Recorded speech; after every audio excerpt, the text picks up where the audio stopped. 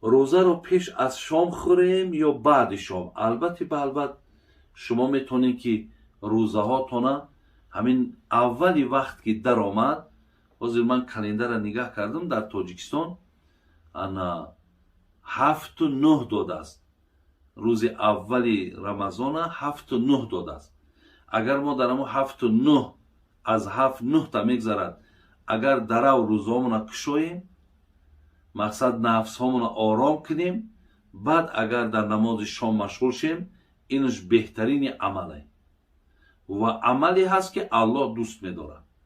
ما بیستیم مقصد با بعضیمون چخیله یه چی سراستیم همیشه، مقصد چی لازمه؟ لازمه برادر عزیز، با حدیث پیغمبر ثابته که محبوب ترین بنده به سوی خداوند همون کسی که همه اولی وقت در آمد و بعد روزش کشایه پیش ای نمازش.